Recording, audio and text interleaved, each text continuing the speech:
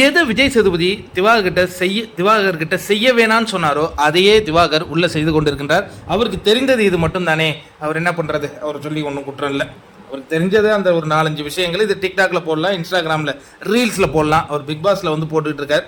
But அதை விடுங்க. இப்போ பிக் பாஸ் வீட்டில் முதல் டாஸ்க்கை தொடங்கியிருக்காங்கங்க. பேர் வந்து தண்ணீர் கண்ணீர்.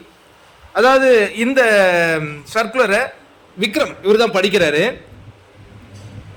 ரொம்ப ஒரு விஷயத்தை அதில் சொல்லியிருக்காங்க. அதாவது என்னன்னா, இந்த வாரம் முழுவதும் ஒரு எல்லோ கலர் ட்ரம் ஒன்று இருக்கு இல்லையா, அதில் வந்து 500 லிட்டர் கொள்ளளவாங்க. அந்த 500 லிட்டர் உங்களுக்கு கொடுக்கப்படும்.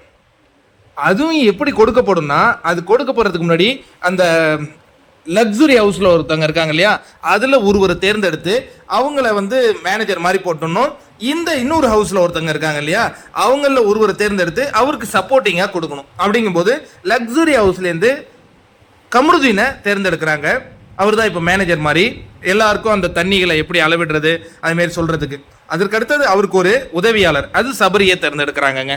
இப்போ என்ன நடக்கணும் அப்படின்னா, ஒரு புள்ளி விவரங்கள்லாம் படிக்கிறாங்க. சராசரியாக ஒரு மனிதனுக்கு ஒரு வாரத்தில் 127 லிட்டர் தண்ணி தேவைப்படுமா அர்பன் ஏரியாவில். ஆனால் இங்கே வந்து 500 லிட்டர் தான் கொடுத்துருக்கோம். ஆனால் நீங்கள் 20 பேர் இருக்கீங்க. இப்போ அது ரொம்ப கஷ்டங்கிறது உங்களுக்கு தெரியும் இல்லையா. அதனால இந்த தண்ணியை நீங்கள் ரொம்ப சிக்கனமாக பயன்படுத்தணும். அதாவது தண்ணியின் மகத்துவத்தை இந்த வாரம் சொல்ல போகிறாங்க அப்படிங்கிறது நம்மளால் உணர முடியுது.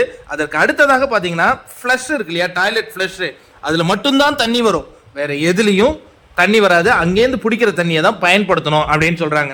அந்த தண்ணியை பிடிக்கிறதுக்கும் ஒரு கண்டிஷன், 10 செகண்ட்ஸுங்க. ஒரு பெல், அந்த ஒரு ரெட் கலரில் சைரன் மாதிரி ஒரு இது இருந்தது இல்லையா, அது ஒலிக்கும், இல்லை மினுக்கும்.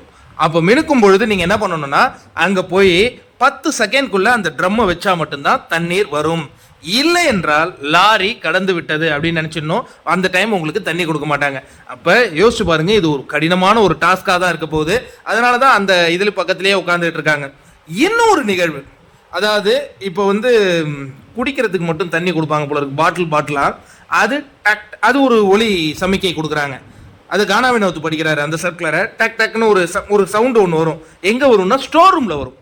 அந்த சவுண்டு கேட்கும் பொழுது கரெக்டாக நீங்கள் ஓப்பன் பண்ணிட்டீங்கன்னா அந்த குடிநீரை எடுத்துக்கலாம். இல்லைனா நீங்கள் டிலே பண்ண வைக்கிற அந்த நீரையும் அவங்க வெளியே எடுத்துகிட்டு போயிடுவாங்க. அப்படிங்கிற இன்னொரு கண்டிஷனோட தண்ணீர் கண்ணீர் முதல் டாஸ்க்கு தொடங்கியிருக்குங்க பிக் பாஸ் வீட்டில். வேற என்ன நண்பர்களே, பிக் பாஸ் சம்பந்தமான அனைத்து அப்டேட்டுகளும் நீங்கள் உடனுக்குடன் தெரிந்து கொள்ள நம்ம சேனலை ஃபாலோ பண்ணுங்கள், சப்ஸ்கிரைப் பண்ணுங்கள்.